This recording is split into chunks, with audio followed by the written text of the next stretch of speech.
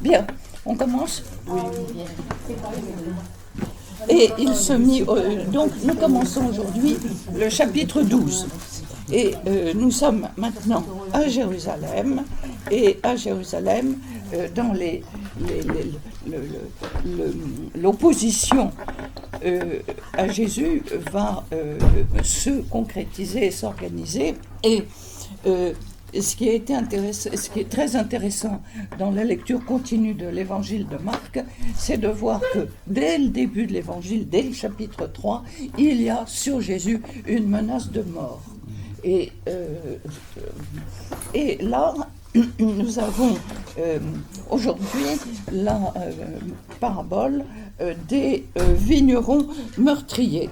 Et par conséquent, il est dans le temple de Jérusalem, et vous voyez qu'au chapitre 11, au verset 27, on nous disait que Jésus allait et venait dans le temple.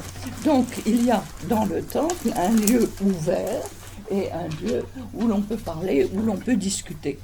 Et par conséquent, il parle en parabole, et évidemment, il commence.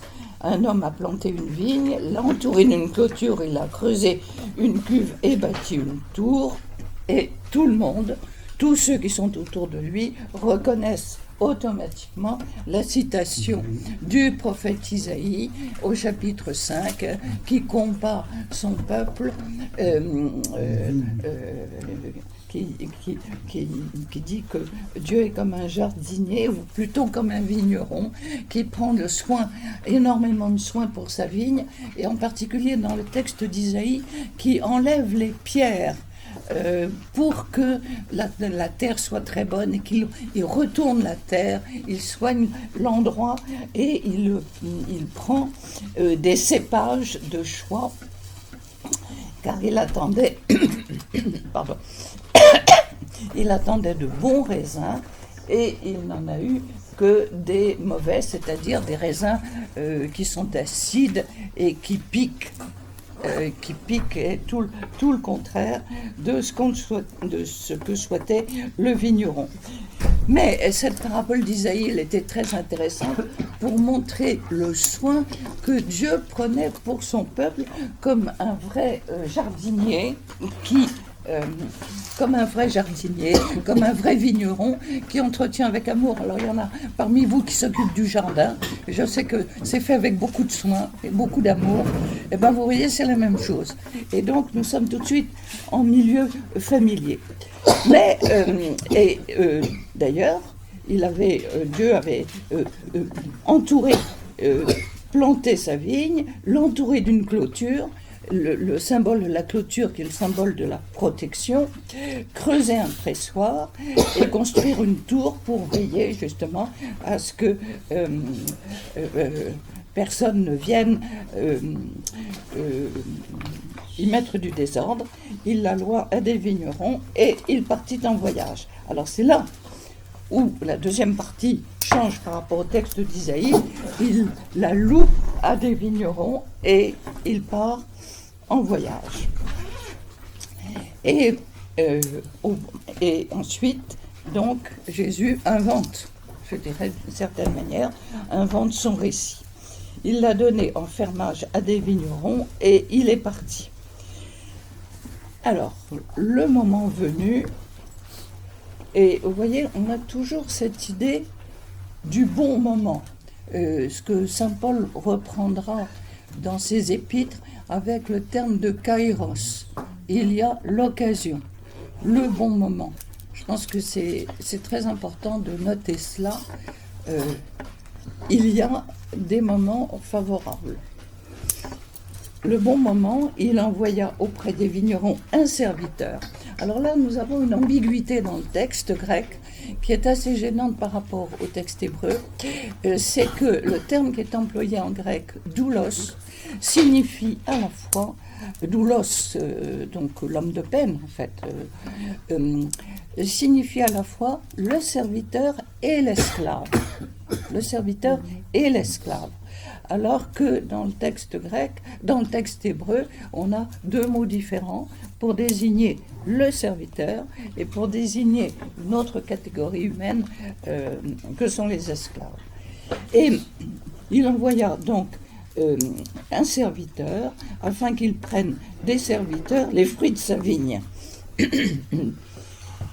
Et voulant prendre le fruit, ils le maltraitèrent et ils le renvoyèrent. Alors c'est intéressant parce que le terme grec signifie renvoyer, il y a le terme des mains, le renvoyer les mains vides. Donc il n'a pas pu prendre les fruits. Et de nouveau, et cette répétition de nouveau, pour recevoir les fruits de sa vigne.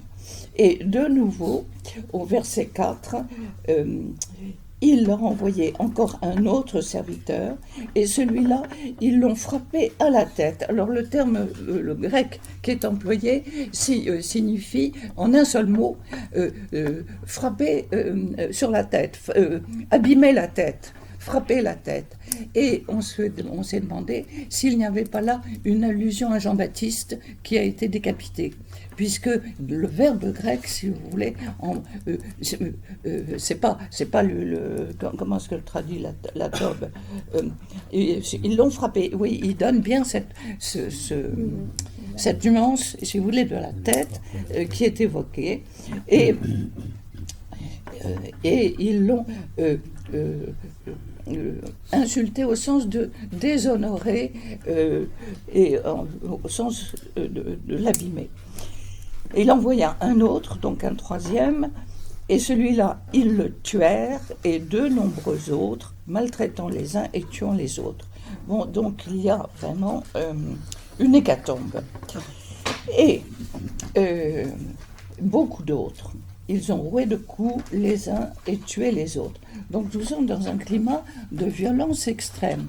Et je crois qu'il faut restituer dans l'Évangile le climat de violence. Au fur et à mesure qu'il envoie des serviteurs, ils risquent leur vie. Alors évidemment, on ne peut pas s'empêcher de penser aux prophètes qui ont été très maltraités et tous ceux qui, justement, qui viennent, et il ne lui reste plus que son fils bien-aimé. Alors, nous avons effectivement, dans le terme grec, un adjectif très précisément qui correspond au terme hébreu, au sens un seul fils, un seul, donc très important, un fils unique, et surtout le terme qui est employé, son fils bien-aimé, agapetos, qui nous renvoie effectivement au terme qui est employé à plusieurs reprises dans le baptême, dans la transfiguration, mais surtout qui est aussi le rappel du sacrifice d'Isaac. Prends ton fils, ton fils unique, ton bien-aimé. Et par conséquent, il y a effectivement toute une accumulation derrière ces mots. Alors, je finis de lire le texte. Ces vignerons se dirent l'un à l'autre, celui-ci est l'héritier, venez, tuons-le, et l'héritage sera à nous. Et le prenant, ils le tuèrent, le jetèrent en dehors de la vigne. En dehors de la vigne, c'est très important, Jésus meurt en dehors de Jérusalem. Ça veut dire quoi, ça ? On va voir ça. Je termine. Que fera le Seigneur de la vigne ? Il viendra et il perdra les vignerons et donnera la vigne à d'autres. Et par conséquent, nous avons ici toute une série de symboles qui, premièrement, les auditeurs comprennent très bien qu'il s'agit du prophète Isaïe, comprennent très bien qu'il s'agit d'Israël à travers l'image de la vigne, comprennent très bien ce qui s'est passé concernant les prophètes et concernant les témoins qu'ils ont vus autour d'eux, et par conséquent, pour eux, c'est une lecture très claire de leur actualité. De leur actualité. Les prophètes qui sont envoyés et qui sont persécutés les uns après les autres, avec un verbe donc qui est très particulier, qui est blessé à la tête, et donc peut-être le rappel justement pour eux de Jean-Baptiste qui a été décapité, ce qui a provoqué d'ailleurs un traumatisme, parce que, rappelez-vous, dans la présentation de Marc, on nous a montré que la décapitation de Jean-Baptiste et ensuite sa mise au tombeau était comme une préparation de la mise au tombeau ensuite de Jésus. Alors permettez-moi quand même de faire une petite parenthèse. C'est l'histoire du tombeau qui m'évoque quelque chose d'extraordinaire que je voudrais vous faire partager. Dans une église perdue de la Meuse profonde, une église perdue, dans un village perdu, dans un endroit absolument perdu, j'ai vu une descente de croix extraordinaire. Et en particulier, il y avait une sainte femme qui préparait le tombeau de Jésus comme si c'était un berceau. Et j'ai été absolument éblouie par cette représentation, et évidemment extrêmement audacieuse, comme si d'un tombeau pouvait naître la vie, où effectivement, du tombeau du Christ va naître la vie. Alors, je referme ma parenthèse, mais c'était tellement beau que j'en ai gardé un souvenir absolument ébloui. Alors, tout ceci pour dire que les auditeurs de Jésus, ils comprennent très bien, pour eux c'est très clair ce qui s'est passé. Le problème, là où ça change, là où Jésus apporte quelque chose de nouveau, il y avait encore un unique, son fils bien-aimé. Et le fils bien-aimé, évidemment, renvoie pour les gens de l'époque forcément au sacrifice d'Isaac. Et au sacrifice d'Isaac, seulement au dernier moment, il y a un ange qui est apparu et Isaac a été sauvé. Et les vignerons, entre eux, en se disant, ils l'envoient en dernier auprès d'eux, et le propriétaire, donc c'est Dieu bien sûr, en se disant, ils respecteront mon fils. Alors là, je trouve ça extraordinaire, parce que, alors dans l'évangile de Luc, on a exactement la même chose, mais Luc, il ajoute un petit détail que je trouve extraordinairement touchant. Ils respecteront peut-être mon fils. Et je trouve ça magnifique parce que pour moi c'est une image de l'amour de Dieu dans sa naïveté extraordinaire, en se disant je vais leur confier mon fils bien-aimé et ils respecteront comme quoi jusqu'au bout Dieu fait confiance à l'homme. Et en le prenant, ils le tuèrent et le jettent en dehors de la vigne. Et Jésus meurt effectivement en dehors de Jérusalem. Que fera le Seigneur de la vigne? Il viendra, perdra les vignerons et donnera la vigne à d'autres. Et là, donc, grave problème, il prévient, il donnera la vigne à d'autres. Et à ce moment-là, il va tirer... Jusqu'à présent, c'était une parabole, c'était une histoire qu'il racontait, et il va en tirer la conclusion. N'avez-vous pas lu dans l'Écriture, la pierre qu'ont rejetée les bâtisseurs est devenue la pierre angulaire? Ce qui nous renvoie au psaume 118, le psaume 118 qui est chanté au moment de l'entrée de Jésus à Jérusalem. Or, l'entrée de Jésus à Jérusalem, ça nous renvoie au chapitre 11, donc vous voyez juste après, Hosanna au plus haut des cieux, béni soit celui qui vient au nom du Seigneur. Et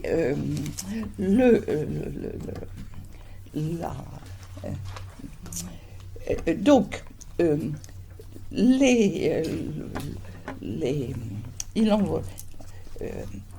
interlocuteurs répondent que le maître de la vigne allait la confier à d'autres, et par conséquent Jésus pose la question justement de qui sont les autres. Et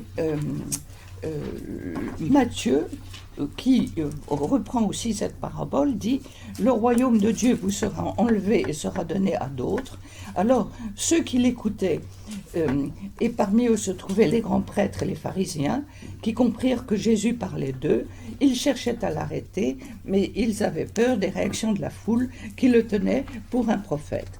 Et par conséquent, cette parabole, elle est racontée par les trois évangélistes qui font un parallèle entre le rejet de la pierre angulaire et le rejet de Jésus par les autorités juives.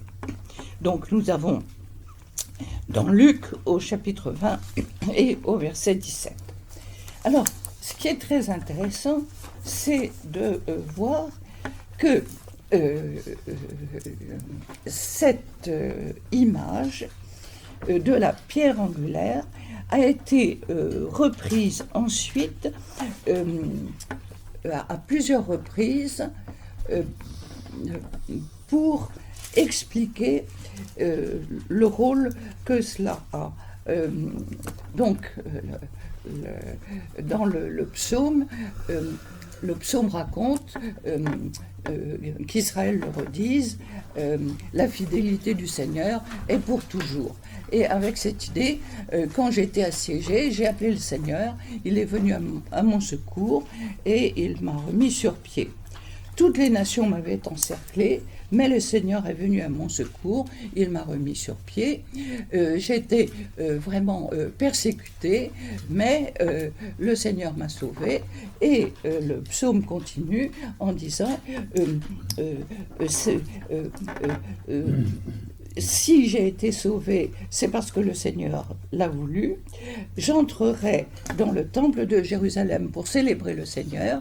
C'est la porte du Seigneur que les justes entrent. Et à ce moment-là, ils disent « Cela vient du Seigneur, c'est une merveille à nos yeux. La pierre que les maçons ont rejetée est devenue la pierre angulaire. » Et il continue en disant « Cela vient du Seigneur, c'est une merveille à nos yeux. Que ce soit un jour de bonheur, un jour de joie, béni soit celui qui vient au nom du Seigneur. Nous vous bénissons depuis la maison du Seigneur. » Donc ce psaume 118, qui est un psaume de joie, de victoire, qui a été chanté au moment de l'entrée de Jésus à Jérusalem. Jésus en reprend la phrase principale à propos de la pierre angulaire. Et par conséquent, la pierre angulaire, c'est celle qui permet de faire le joint et d'empêcher que toutes les autres tombent.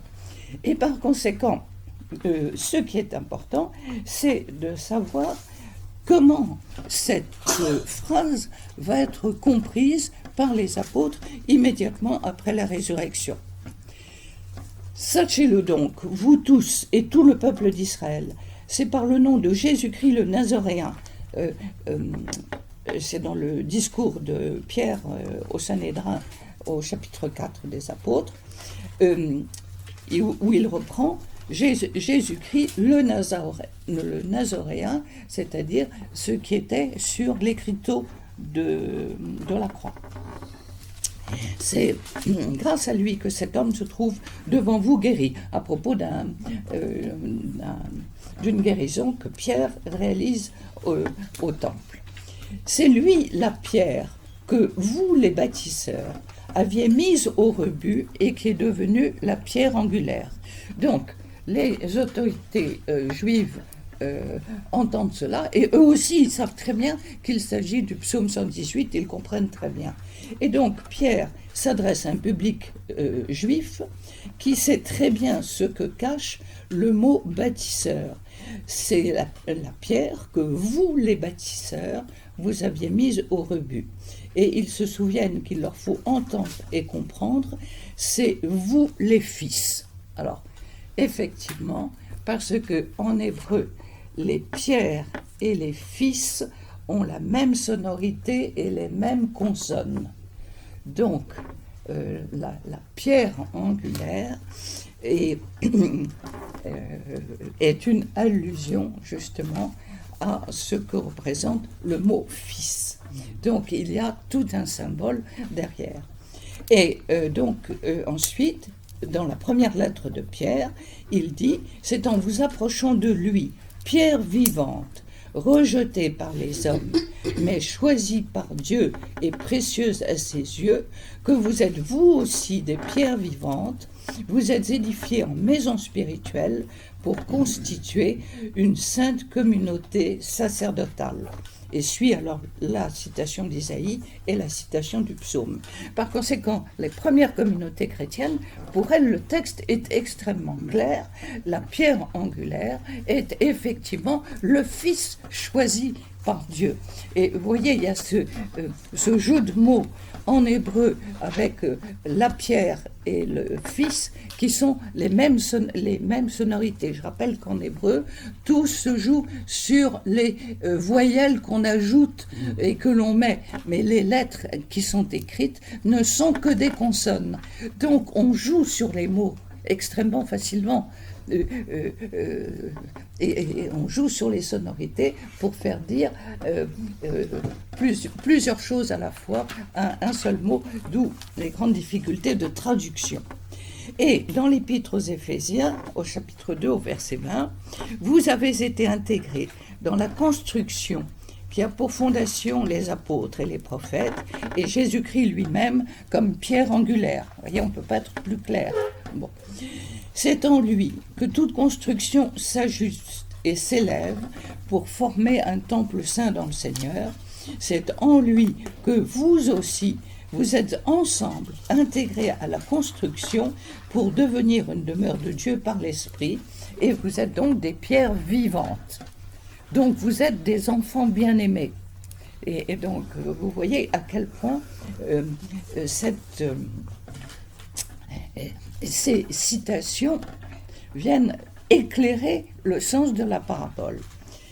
Et justement, ce qui est intéressant, c'est que la pierre angulaire est l'image inverse de l'individu qui se referme sur lui-même, parce que cette pierre est celle qui relie un pan de mur à un autre. Elle est celle qui permet que toutes les pierres prennent leur place, afin que le monument s'élève sans qu'il s'effondre à terre. La pierre angulaire ressemble à des bras ouverts dans l'élan de l'accueil. Et dans ces pierres-là, voici sculptés les visages vibrants d'amour de ceux qui portent la promesse divine comme le Christ. Et par conséquent, si on les rassemblait toutes, elles ne feraient plus qu'une, comme sous la nuque de Jacob, qui s'était pris, Jacob était fatigué, donc il s'est posé, il s'est allongé en prenant une pierre qui lui servirait d'oreiller, oreiller un petit peu dur quand même,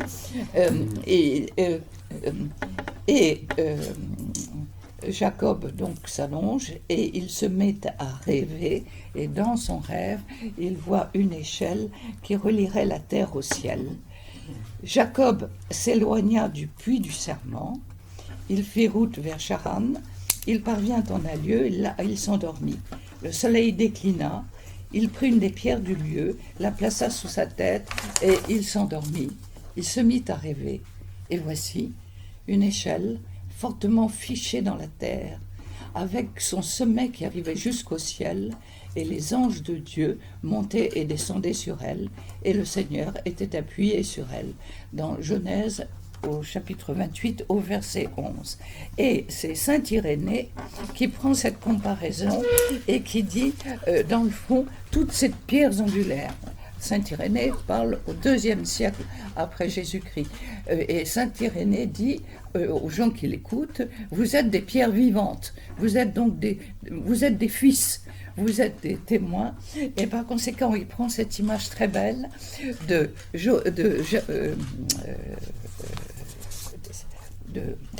Jacob, oui c'est bien Jacob, oui, de Jacob qui s'est endormi et qui rêve, si vous voulez, c'est une autre image, mais cette image de l'échelle avec les anges qui montent et qui descendent tout au long de l'échelle et qui forment ce lien extraordinaire. Et je trouve que c'est le génie d'Irénée de comparer la pierre angulaire qui va tenir toutes les autres et qui fait qu'il y a rassemblement. Alors, je trouve que ce soir, ça tombe extraordinairement bien. C'est magnifique, non? de voir la conjonction de la pierre angulaire et cet appel à « vous êtes tous des fils », et puis le rêve de Jacob avec son échelle et les anges qui montent et qui descendent. Donc nous sommes appelés à être des fils et aussi à être des anges qui montent et qui descendent. Et je vous signale que Benoît XVI avait fait une très belle homélie pour les fêtes des saints archanges, Raphaël, Michel et Gabriel, en disant que nous devons être des anges les uns pour les autres. Donc, il cherchait à le saisir et il craignait, mais il craignait la foule. Ils eurent peur de la foule, ils avaient bien compris que c'était pour eux qu'il avait dit cette parabole, et le laissant, ils s'en allèrent. Alors, il y a tout le problème, si vous voulez, de savoir justement toute une discussion pour savoir, il le donnera à d'autres. C'est l'héritier, venez, tuons-le, nous avons l'héritage. Ils l'ont saisi, tué et jeté hors de la vigne. Et par conséquent, que fera le maître de la vigne?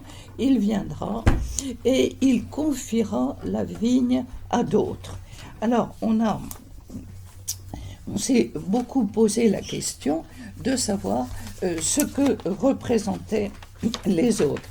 Il y a eu pas mal de dérives ensuite dans le courant du 1er siècle. Et il est important de noter qu'il y a eu effectivement très vite, vers les années 60, même un peu avant, dans les années 50, des rivalités entre l'Église de Jérusalem, qui est composée des premiers convertis, c'est-à-dire des Juifs héritiers des pharisiens, qui ont reconnu en Jésus le Messie, et puis des rivalités avec ceux qui viennent d'ailleurs, c'est-à-dire des Grecs qui se sont convertis petit à petit au cours des missions de Paul. Et par conséquent, il y a eu ensuite des interprétations de cette parabole en disant il donnera la vie, il donnera l'héritage, il donnera la vigne à d'autres. Et on touche du doigt un des problèmes qui a joué au sein de l'histoire de l'Église, avec l'idée que l'Église remplaçait Israël. Et par conséquent, qu'il y aurait eu une forme de substitution avec Israël. Or, le terme il donnera à d'autres, c'est qu'il, vous qui êtes les grands prêtres et les anciens, vous avez verrouillé d'une certaine manière toutes les, je dirais, tous les rites, toutes les obligations. Qu'avez-vous fait par rapport à la loi telle qu'elle doit être vécue et telle qu'elle doit être vécue au sein de votre propre cœur. On a remarqué que très souvent, il y a eu des discours assez violents de Jésus en disant « Vous avez multiplié les obligations d'offrande ». Si bien que, quand il s'agit d'aider vos parents, vous dites non, je ne peux pas parce que j'ai fait telle et telle et telle offrande. Et plusieurs fois, il y a eu opposition, il y a eu cet exemple-là, et puis il y a eu toutes les oppositions qui se sont cristallisées autour du sens de la manière dont on respecte le sabbat. Vous êtes capable de tomber sur une bonne affaire le jour du sabbat, alors que ce jour-là est un jour où l'on doit vivre saintement. Et avec la grande question, est-il permis, oui ou non, de faire le bien le jour du sabbat? Et là, ce qui est intéressant, c'est que nous avons la parabole des vignerons meurtriers, donc qui est une parabole qui est très violente et qui est très dure. Juste auparavant, vous regardez le chapitre 11, ce que nous avions vu la semaine dernière, alors que Jésus allait et venait dans le temple, les grands prêtres, les scribes et les anciens qui s'approchent de lui et qui lui demandent en vertu de quelle autorité est-ce que tu parles comme cela. Et vous voyez que quand il dit il donnera la vigne à d'autres, il donnera la vigne à d'autres grands prêtres. C'est pas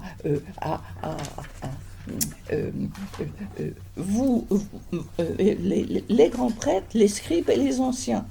Et ce sont ceux-là qui vont être à la tête du procès de Jésus. Les pharisiens ne seront jamais cités dans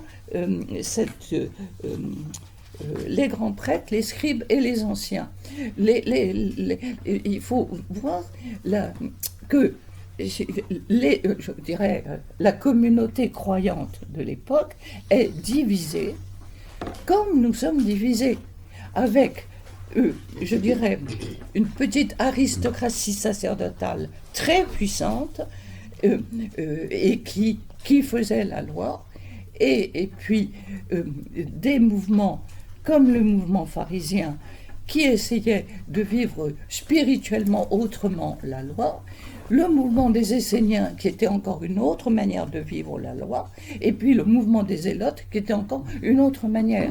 Et par conséquent, il y avait une diversité d'opinions et de manières de vivre la loi, mais la grande opposition, c'est l'enseignement de Jésus qui vient dénoncer l'aveuglement, le durcissement et l'hypocrisie de ceux qui enferment la religion dans des rites, hein, et uniquement dans des rites. Et la grande question toujours que pose Jésus, c'est la question de la sincérité de la foi. Et par conséquent, ici, dans cette parabole, ce qui est très important, c'est ce que cela révèle, et je trouve que c'est tout à fait providentiel avec ce que l'on vit actuellement, comment réaliser justement cette unité pour que les gens puissent s'entendre et vivre ensemble. Alors, quand même, il faudrait bien qu'il y ait quelques réactions, non, à cela. On va lui demander.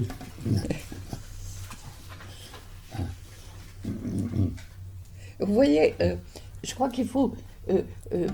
on a tellement pris l'habitude de lire l'Évangile qu'on ne se rend pas compte que les gens étaient très divisés, étaient très divisés sur la manière de vivre leur foi, et étaient très divisés sur la manière de vivre leur foi, d'autant plus qu'ils étaient sous une occupation romaine, qui était une occupation païenne, avec des luttes d'influence, des luttes de pouvoir et des divisions. Nous, on se plaint d'être une société très divisée, on n'entend que ça à la radio, et ces divisions-là, elles ont toujours existé, surtout à cette époque-là. Après, il y aura une unification qui sera différente. Mais vous voyez qu'ici, le problème, l'opposition se dessine entre Jésus, les grands prêtres, les scribes et les anciens.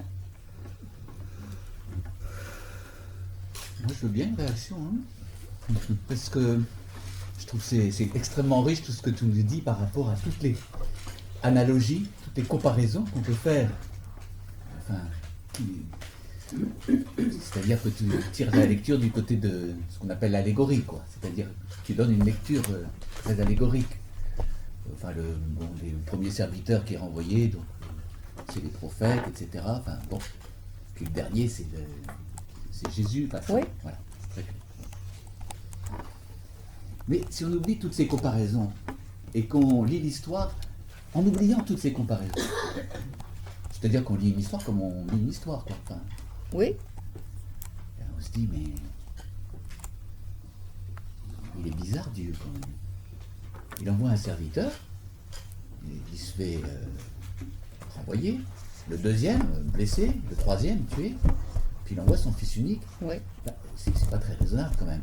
Quand on envoie un premier serviteur et que ça marche pas, on envoie le deuxième serviteur avec une petite escorte quand même, enfin protégé. Et puis s'il envoie son fils, bah, qu'il l'envoie avec quand même, je sais pas, enfin... Elle n'est pas réaliste, cette parabole. Elle n'est pas réaliste, effectivement.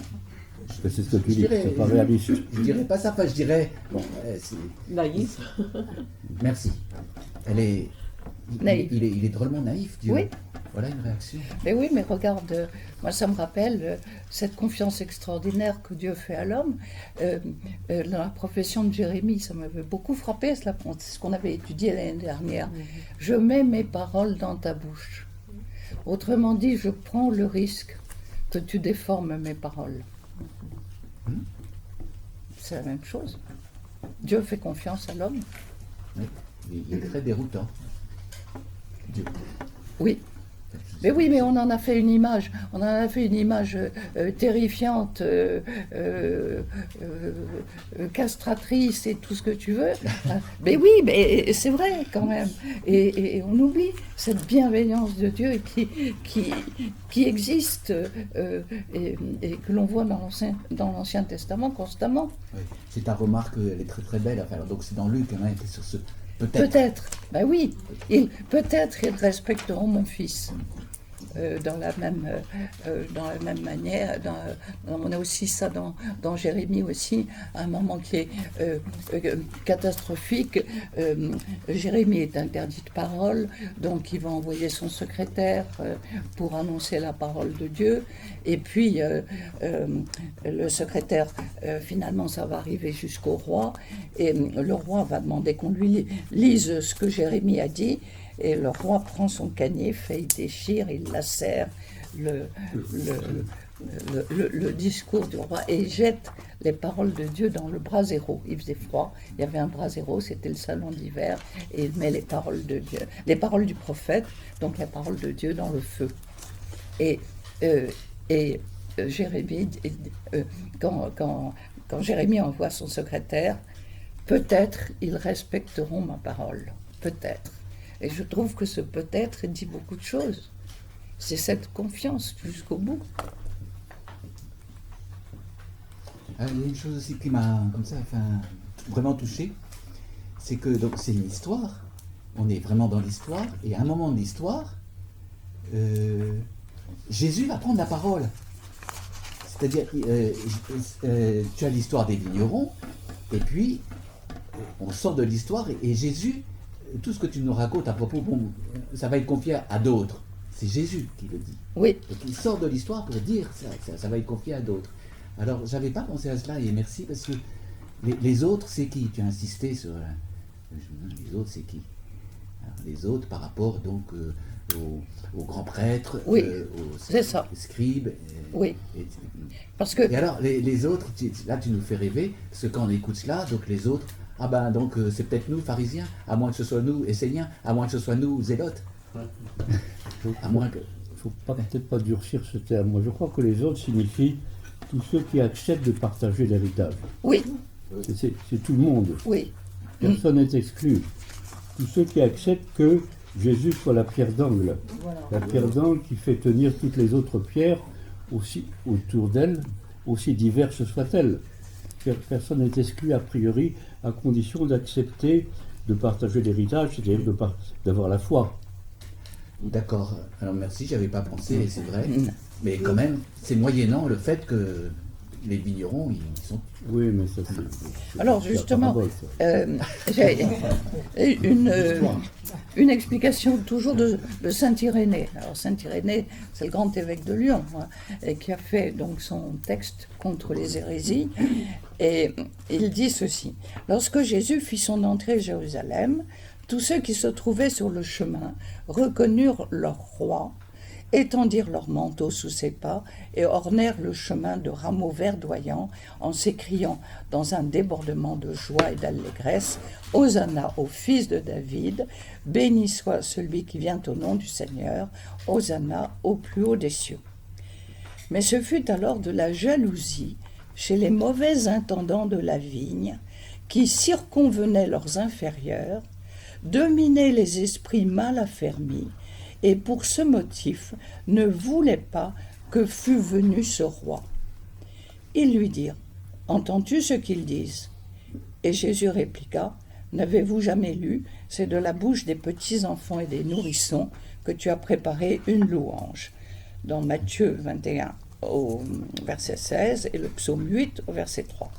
En leur répondant ainsi, il laissait entendre qu'il ne connaissait ni le sens de l'Écriture, ni la providence de Dieu, alors qu'il était bien celui que les prophètes avaient annoncé.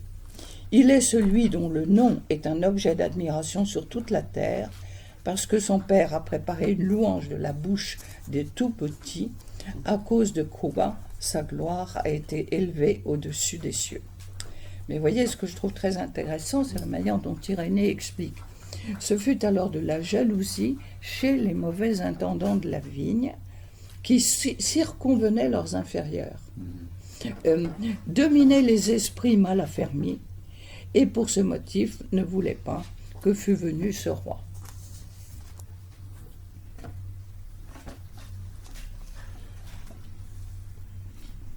C'est assez engageant pour nous, ça, quand même. Hein.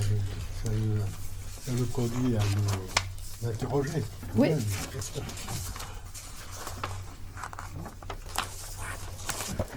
Avec le problème, justement, oui, de l'accueil. Bon. Mais sans esprit de culpabilité, quand même, parce que, comme vous dites, Jésus fait confiance. Absolument. Et par conséquent, vous voyez que il cherchait à l'arrêter, mais il usurpeur de la foule. Donc on est tout le temps en train de se dire, mais quand est-ce qu'on va enfin se saisir de lui? Et se saisir de lui, ça veut dire effectivement le faire disparaître, il faut le faire taire à tout prix. Quels que soient d'ailleurs les moyens dont on va le faire taire. On n'hésitera pas à employer les grands moyens. Alors, ils envoient auprès de Jésus. Alors, du coup, vous voyez, c'est intéressant parce qu'on a la différence entre les grands prêtres, les scribes et les anciens, au chapitre 11, et là, on est au chapitre 12, et là, au verset 13, ils envoient auprès de Jésus des pharisiens et des hérodiens. Donc encore d'autres gens, des pharisiens. Parmi les pharisiens, il ne faut pas oublier qu'il y a Nicodème et qu'il y a Joseph d'Arimathie, qui sont des notables, qui font partie... en particulier Joseph d'Arimathie, qui fait partie du Sanhédrin et qui ira demander à Pilate la permission de descendre le corps de Jésus. Quelques Hérodiens pour le prendre au piège en le faisant parler. Et par conséquent, le prendre au piège, et c'est toujours ce qui a été depuis le début, le coincer sur la loi. Et c'est là où Jésus toujours est le plus fort, parce que aux questions qu'il lui pose, à l'intérieur desquelles, selon sa réponse, il va être prisonnier d'un parti ou d'un autre, il a l'astuce de répondre par une autre question, comme c'était le cas précédemment. Voulez-vous me dire, le baptême de Jean-Baptiste, pourquoi donc vous ne l'avez pas reconnu et vous ne l'avez pas accepté? Et comme ils ne veulent pas répondre, eh bien, il dit, moi non plus, je ne vous répondrai pas. Alors, cette fois-ci, ils viennent lui dire, Maître, nous savons que tu es franc, que tu es vrai, que tu es sincère, et que tu ne te soucies au sujet de personne, car tu ne regardes pas au rang des hommes, mais tu enseignes le chemin de Dieu en vérité. Est-il permis de donner l'impôt à César ou non? Le donnerons-nous ou est-ce que nous ne le donnons pas? Alors, on commence par flatter Jésus. Nous savons que tu es sincère et nous avons ici l'emploi du verbe être et l'adjectif, autrement dit, c'est une autre manière de dire il y a dans le psaume 51, dans le psaume de la miséricorde, le psaume du pardon, il y a cette phrase extraordinaire, toi, tu aimes la vérité au fond de l'être. Et c'est magnifique, la vérité au fond de l'être, de ce que tu es.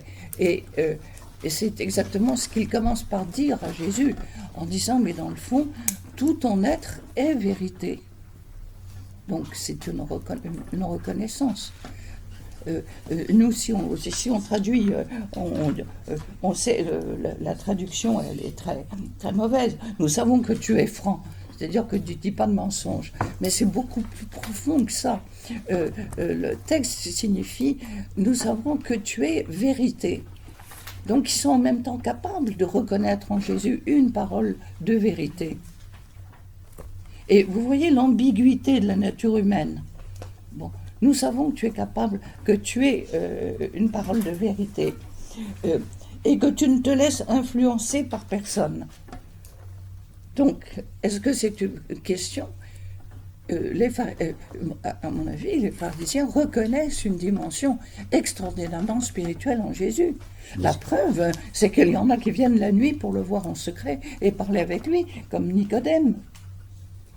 Mais ceux qui parlent, est-ce qu'ils parlent sincèrement? Eh bien, voilà la question. Bien sûr, ils ne sont peut-être pas francs, eux. Mais il commence par cela, avec l'image de l'impôt. Alors, effectivement, lui, reconnaissant leur hypocrisie, d'ailleurs ça nous le dit, hypocrisie, ça veut dire regarder par en dessous. Bon. En reconnaissant leur hypocrisie, pourquoi me tendez-vous un piège? Donc Jésus démonte tout de suite le piège, apportez-moi une pièce d'argent que je la vois. Alors, ce qui est intéressant, c'est que nous avons effectivement plusieurs parties. Nous avons les zélotes, comme je l'ai dit, qui sont violents et qui sont prêts à faire des attentats pour secouer l'occupation romaine. D'ailleurs, les zélotes, ce sont ceux qui l'emporteront avec les catastrophes que représenteront la guerre totale avec la destruction finale de Jérusalem. Il y a les Sadducéens qui sont proches d'Hérode, qui tiennent le temple et qui collaborent avec les Romains. Et puis, les pharisiens qui essayent de s'accommoder tant bien que mal de la présence romaine. Il faut voir une chose, c'est que les Romains ont toujours eu au départ, au 1er siècle, assez de souplesse pour laisser la liberté religieuse au peuple dont ils étaient les conquérants. Mais là où tout va se corser, c'est à la fin du 1er siècle, où les empereurs vont devenir de plus en plus fous, pour certains d'entre eux, et vont vouloir être divinisés. Et les chrétiens seront persécutés non pas à cause du Christ et de leur foi au Christ, mais parce qu'ils refuseront d'offrir des sacrifices à la divinité impériale. Et par conséquent, ils seront considérés comme de mauvais citoyens. C'est ça ce qui va être la grande cause de division. Mais là, la grande question qui est, c'est le problème de l'impôt. Et ce qui est intéressant, c'est justement que Jésus fait remarquer que la pièce sur laquelle montrez-moi une pièce, c'est effectivement la tête de l'empereur qui est imprimée, ou la tête du roi, etc. Je vous ferai remarquer que ça a duré pendant très très longtemps, ce genre de procédé. Et quand il répond, cette effigie, qui c'est-elle? C'est eux qui répondent de César. Et vous voyez l'importance de leur réponse. Ils répondent de César, et c'est eux qui, dans l'évangile de Jean, demanderont la condamnation de Jésus au nom de César. Au nom de César. Donc vous voyez qu'ils basculeront, et c'est là où ça rejoint ce que Jésus dit à propos de la vigne, ils la donneront à d'autres. vous allez complètement finalement renier, etc. Donc de César, et Jésus leur dit, rendez à Dieu ce qui est à Dieu.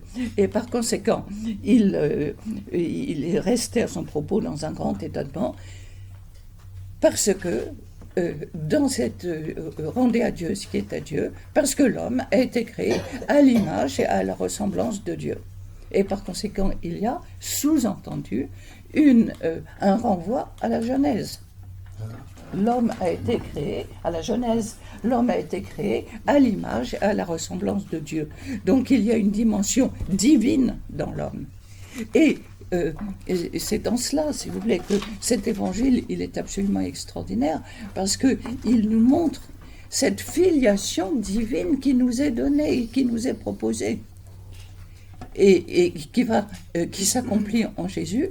Et je pense que c'est Paul souvent qui nous dit, et quand Jésus nous fait prier le Notre Père, cela veut dire que nous sommes ses frères.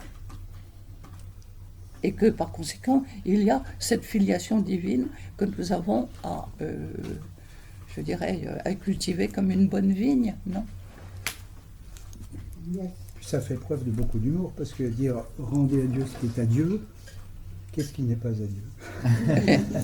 Tu aimeras le Seigneur ton Dieu de toute ta force, de toute ton âme, de tout ton esprit, donc qu'est-ce qui reste pour César? Voilà, qu'est-ce qui reste pour César? Moi, Ça je va. trouve que c'est une explication très directe, très simple. Ne mélangez pas la religion et la politique. J'en tire une conclusion qui n'est pas faite. Surtout ne mélangez pas la religion et la politique. Ça, je ne suis pas trop d'accord. Ah non, justement, mais moi, justement. Non, parce que ça voudrait dire que César. Ça voudrait dire que les chrétiens ont les mains propres, mais qui n'ont pas de mains, comme disait Gilbert Cesbron. Il n'y a pas que la politique. Bon, bref. Non, je ne crois pas que la ligne de... Alors, César aurait pu accepter de se convertir. Alors, il va falloir attendre Constantin. Ça serait plus simple. alors, je vous signale que le pape a pris le nom de Léon Oui. par rapport à Léon XIII, la doctrine sociale de l'Église. Et donc c'est extraordinaire. Or, d'autre part, Léon XIII a appelé les catholiques français à se rallier à la République. Et au XIXe siècle, dans un climat très, très tendu, très douloureux, très difficile, où la République était très hargneuse contre les catholiques, il a eu le courage de dire que pour la paix, pour le bien du pays, il fallait que les catholiques se rallient à la République. Ils n'ont pas Et tous ça, accepté. c'est non, ils n'ont pas tous accepté, bien sûr, mais pour montrer le rôle politique de Léon XIII. Bon, et il a été le premier. César, ce qui est à César, Oui, et il a été le premier, Léon XIII, à parler des frères séparés. C'est quoi les frères séparés? Ben, les protestants. Les chrétiens protestants. Et les protestants et les orthodoxes. Oui. Et c'est extraordinaire parce que ce pape du 19e siècle, est extraordinairement moderne. Et voilà que c'est magnifique, non? Ce qu'on est en train de vivre. Voilà. On continue la semaine prochaine. Très bien. Donc Christine, j'ai quand même un truc sur Dieu et la confiance qu'il nous fait. Il faut bien connaître que l'histoire de Jésus-Christ, elle était annoncée depuis très très longtemps. Donc c'était su, c'était une fatalité. En fait, il était en train d'annoncer ce qu'on allait lui faire à lui, en fait. Mais, Même s'il ne le savait pas, Dieu le savait, puisqu'il venait pour nous sauver, puisqu'il l'envoyait pour nous sauver pour une alliance. Il ne l'a pas fait naïvement, en disant je vais envoyer mon fils, peut-être que, en fait, il savait. Il l'a envoyé dans la solution. Oui, ça dépend ce qu'on met dans le mot naïveté. C'est pas forcément le naïf un peu niais. Ça peut être la naïveté des parents qui choisissent d'être naïfs.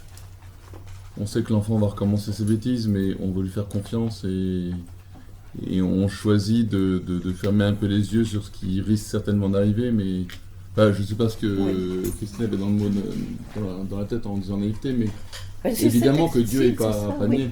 Oui, cette extraordinaire confiance. Mais de choisir, de fermer les yeux sur ce qui va arriver pour Mais en regarder fait, à l'instant partir présent. du moment où il envoyait Jésus-Christ pour nous sauver, il savait bien que il allait ressusciter, mais qu'il allait quand même passer par la passion. Hein. Oui. Oui. Ah bah, Dieu sait, évidemment. Ben, Sinon, c'est- Dieu n'est pas Dieu. Mais Dieu Et sait à c'était chaque peut-être un signe pour que ensuite Jésus-Christ, les autres le reconnaissent comme le Fils de Dieu. Vous voyez, si vous comprenez. Moi j'aime beaucoup ce que vous dites, Père Arnaud, parce que c'est franchement, ma mère était très naïve et mon père ne manquait pas de le rappeler. Mais c'est-à-dire que toutes les bêtises qu'on faisait, on était nombreux, on faisait beaucoup de bêtises et ma mère était naïve comme Dieu, c'est-à-dire qu'elle n'était pas naïve, mais elle était naïve quand même, c'est-à-dire qu'elle continuait à croire. Elle continuait à croire. Mais vraiment, elle continuait à y croire. Enfin, tant mieux pour nous d'ailleurs. Mais je crois que c'est justement cette extraordinaire confiance que Dieu fait à l'homme. Oui, c'est ça. Oui. Donc, quand j'ai exprès employé le mot de naïveté, parce que justement, je crois que cet amour infini, c'est comme cela qu'il s'exprime en chaque fois, en nous donnant cette extraordinaire liberté et en nous faisant confiance. Parce qu'il Et- sait de quoi nous sommes faits, dit Hamsun. Il sait de quoi nous sommes faits. C'est-à-dire que on est très faible, on est vulnérable, etc. Et en dépit de cela, Dieu nous fait confiance. Ouais. Voilà. Et d'ailleurs, ça rejoint tout à fait la problématique de Job, qui dit, mais dans le fond, tu ne peux pas m'avoir créé. Si tu m'as créé avec tellement de soin, c'est que tu m'aimais. Et ça, c'est absolument magnifique, parce qu'il y a toujours ce lien, mais dans le fond, même si je disparais, tu me chercheras, et j'aurai cessé d'être, tes yeux seront sur moi, et même dans le shéol, tu me garderas quand même une petite place, et là tu me verras. Et ça, je trouve ça extraordinaire. C'était extraordinaire, ce lien en se disant, Dieu m'a donné la vie, et s'il m'a donné la vie, il ne peut pas me la retirer comme ça. J'ai tout un chemin à faire avec lui. Voilà. On va conclure comme ça. Parfaitement. En priant, j'imagine. Ah bah oui. Au nom du Père, du Fils et du Saint-Esprit. Amen. Eh bien, Seigneur, merci pour cette soirée, cette relecture de l'Évangile, de la bonne nouvelle, qui nous rappelait cette bonne nouvelle de l'amour que tu as pour nous.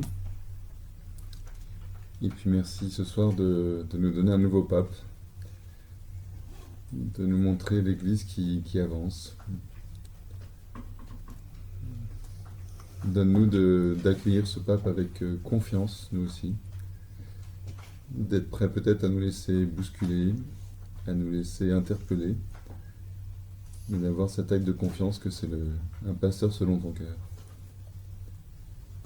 Notre Père, Qui es aux cieux, que ton nom soit sanctifié, que ton règne vienne, que ta volonté soit faite sur la terre comme au ciel. Donne-nous aujourd'hui notre pain de ce jour. Pardonne-nous nos offenses, comme nous pardonnons aussi à ceux qui nous ont offensés. Et ne nous laisse pas entrer en tentation, mais délivre-nous du mal.